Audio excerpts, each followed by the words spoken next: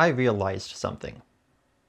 Despite having lived in Canada for the past 27 of my soon-to-be 29 years of life, and despite what my flagship series is called, I haven't really talked all that much about Canadian cinema. That changes. Canada Day was earlier this month, so I figured why not take a look around and talk about one of the biggest success stories to come out from this country in recent memory. Nirvana the band. The show. The movie.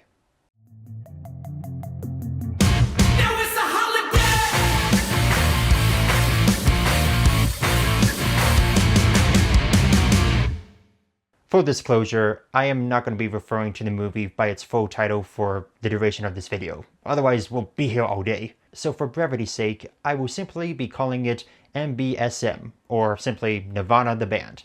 For those of you wondering why it has such a long title, we need to go back to its origins.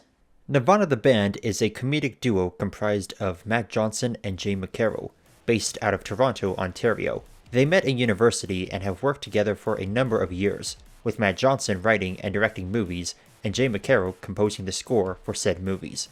Nirvana the Band the show started off as a web series, running for 11 episodes from 2007 to 2008, before getting a 2-season 16-episode run on Viceland from 2017 to 2018.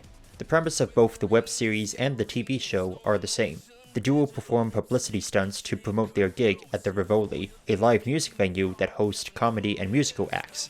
However, they don't have a single recorded or written song, and they haven't even bothered contacting Rivoli management to secure a booking. Their thinking is that, by generating hype, that will help their chances of being booked. Each episode is improvised, with many non-actors and members of the public used in filming, giving it the same sort of hidden camera documentary feel similar to that of The Eric Andre Show or Borat. There would also be improvised music segments, with Jay on the piano and Matt improvising spoken word lyrics. It should also be noted that Jay and Matt play fictionalized versions of themselves. The reason Johnson and McCarroll picked the Rivoli was because that's where the Kids in the Hall comedy troupe got their start, of which they were big fans of and cite them as their main inspiration. The name Nirvana the Band came from a joke they had, and the name stuck. The Rivoli is quite a famous spot in Toronto, having hosted a number of artists such as Adele and Iggy Pop. Mostly, they host amateur comedic acts as well as indie rock and punk bands from both America and Canada. The idea of the movie is that Matt has come up with his most harebrained schemes yet, the culmination of 20 years of crazy ideas. The plot of the movie is that Matt's latest plan is to jump off the CN Tower into the Sky Dome during a Blue Jays game, but when that plan fails, he comes up with a new one that sends them back to 2008. Now they must find a way back to the present while avoiding messing up the timeline. To get this right off the bat, I love this movie. It's easily one of the best movies of 2026, or 2025 if you count the festival release date. And seeing this in a packed theater made for one of the best theatrical experiences I've ever had in my entire life. The movie is filled with jokes that hit right out of the park. The chemistry between Matt Johnson and Jay McCarroll is astounding, and there is a plethora of moments that make you go, how in the hell did they film that? I want to save that for the spoiler section of this review. For now, I'll cover what I can discuss without giving away any major plot points. First and foremost are the two leads. If you've never seen an episode of the show or web series, or even if you have no idea who these guys are, you'll have a blast. There is an undeniable chemistry to the two that feels very much worn in. Watch any clip of these two guys together, either as Nirvana the Band or in interviews, and you can tell that they're not just longtime collaborators, they've been friends for years. I'd argue that's what the movie is really about, maintaining a friendship in pursuit of a crazy dream together. You know, the truth is, if you got a best friend, you won't even notice getting older. With each iteration, we see them at different points in their life. Early 20s in the web series, early 30s in the TV show, and now in their 40s in the movie. Even though the real Matt Johnson and Jay McCarroll have done other things with their lives outside of Nirvana the Band, you feel as if their fictionalized selves have been pulling scheme after scheme to get into the Rivoli for decades at this point. That's what serves as the main drive of conflict within the story. How many times do they try before they call it quits, and whether they're better off going their separate ways. That element is also what surprised me about NBSM. While it is a comedy and there are plenty of laughs, it's not afraid to have some genuine moments of heart. On the technical side of things, it's probably the best looking movie to come out this year that doesn't use traditional filming cameras. They used handheld cameras like the Panasonic AG DBX100 and the Sony PXW Z280, which are considered low-budget options for independent filmmakers, with the former being used to film sequences that took place in 2008. Funny enough, the DVX100 was a type of camera James Rolfe used during the early episodes of The Angry Video Game Nerd. Production of this movie went on for over 200 days, with a crew only as large as 8 people, and was filmed in the same style as the show, and without any permits. This is going to be a copyright nightmare. Like if you're watching this in theaters, thank your lucky stars, because this is going to be the only screening of this ever. I can't go into detail about the crazier things they did without going into spoilers, so take this as your warning. I'll try and avoid doing a beat-by-beat recap of what happens in the plot, but please, do yourself a favor and watch this movie first. You will not regret it. As I mentioned earlier, Matt has a plan to take the edge walk on the top of the CN Tower, cutting themselves loose and then parachuting into the Sky Dome baseball field. They hit their first snag when a Canadian Tire employee tries to figure out what they're doing. Okay. But I mean, you have the freedom to do this. I'm a libertarian. You have the liberty to do it whatever the fuck you want. You're right. But that is, should I believe, as a sane person, I should prevent you guys from doing shit like this. This is one aspect I love about the movie. Even though nobody knows what's really going on, they end up creating some of the most unintentionally funniest moments. Bird, we have a problem, but I'm gonna fix it. This is funny to you? It's like my whole life is riding on this. Right away, you get a sense for just how real the movie is. They keep filming even if someone is blocking the camera, if someone is interrupting the flow of dialogue. Hell, when they get to security, you're wondering if they'll get caught. And when they get on the walk, you're biting your nails in anticipation of if they're actually going to do it. Are they actually going to parachute off the CN Tower? According to Matt Johnson, everything up until them jumping off the CN Tower was real.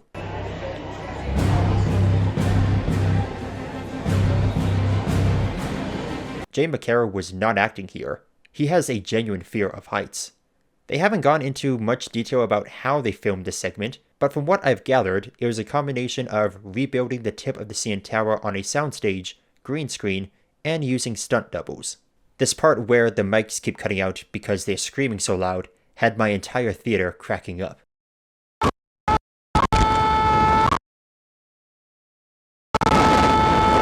After the plan fails due to the Sky Dome closing, they head home, where Jay starts having second thoughts about their careers and his direction in life.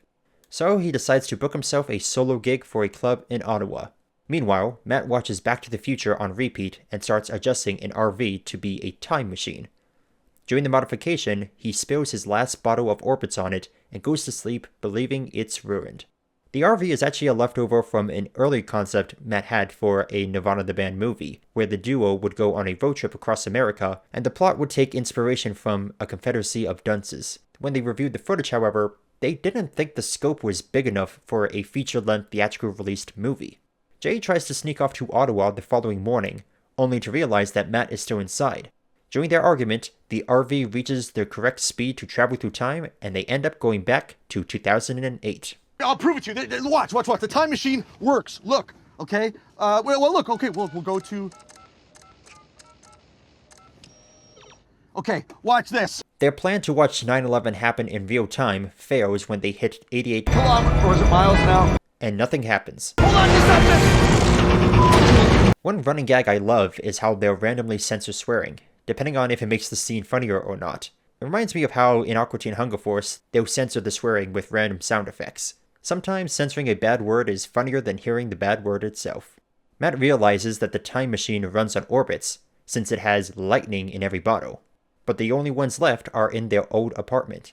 Finding the place, they sneak in, where older Jay has an impromptu jam session with younger Matt, and older Matt talks with younger Jay. I'm visiting you in your dream to bring you this idea for a song to play with the band. By the way, this isn't de-aging tech. It was the result of them combing through hundreds of hours of unused footage. It was through that footage where they also recreated their apartment on a soundstage. Do you like Russell Peters? Okay, big question. He was doing race comedy at the right... Man, I mean... Jay confesses to Matt that he was planning to do a solo gig in Ottawa, which causes Matt to erase the plan on the board in the apartment and replace it with "Don't play the Rivoli." We can't change anything. Hey, we'd be better off, right? We're gonna see who's gonna be better off. Don't. Matt recharges the machine with the orbits and they return to 2025, 2 days before the skydive plan so that Matt could do it himself. Things have changed though, as Matt is now part of a 4-man cover band and Jay McCarroll is now a famous musician. Another running gag I love is how they'll do flashbacks to previous moments with the audio slowed down and more dialogue added in. You know, we actually used to have a band together. To give you an idea, it was called No. Nirvana the band. Wait. He's a bit fat, he's a bit buff, he's my old friend Matt, and we're really happy to see him. Really hope that your life turned out the way you wanted. Privately for just 2 minutes. Of course, fame isn't everything it's cracked up to be, as this version of Jay doesn't have the friendship with Matt. This is where you can kind of see the seeds of the movie's theme really sprout to the surface. He doesn't have a best friend to call when he succeeds, nobody to really share life with. Just people who see him as an asset to protect.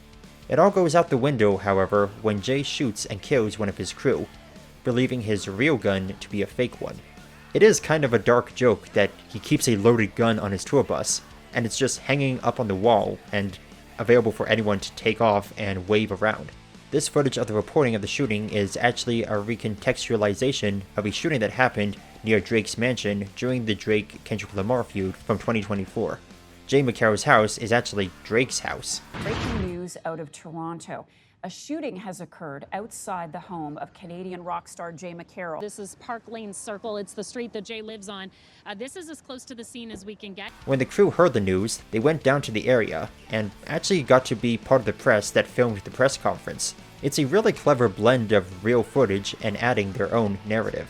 Because Jay broke the last bottle of orbits, the only way the duo can recharge the RV is from lightning. So they organize a plan to use the CN Tower as a rod to draw power. This is another one of those "how did they film this?" kind of sequence. Between the cord dropping from all the way at the top, the pair walking around Toronto with a massive extension cord, to showing Matt climbing the CN Tower and jumping off the tip, this whole final act is an incredible display of guerrilla filmmaking. The CN Tower tip was green screened, though to get footage of the very top, they had to recalibrate a drone to make it think the top of a tall building was ground level, since there were strict regulations about how high drones could fly in the Greater Toronto area. If you couldn't tell that this movie is one big parody of Back to the Future, this part makes it fairly obvious. From the lightning rod idea to the time machine vehicle to the changing of the past, even the music for this movie is heavily influenced by the Back to the Future score.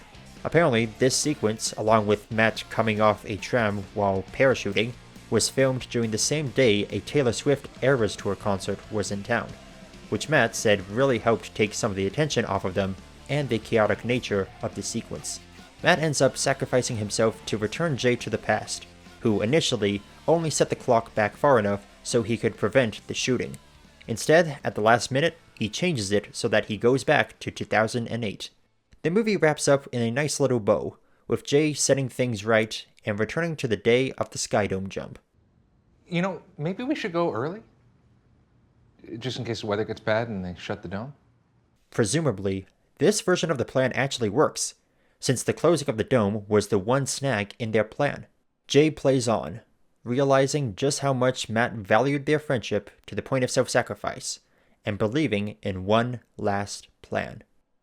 It ends on a rather bittersweet note, one where only Jay has the memory of what happened, but upon living through the Skydome plan the first time, he's now able to shift the present so that it works, and maybe, just maybe, that's enough to finally get them that gig at the Rivoli. And that in a nutshell is Nirvana, the band, the show, the movie.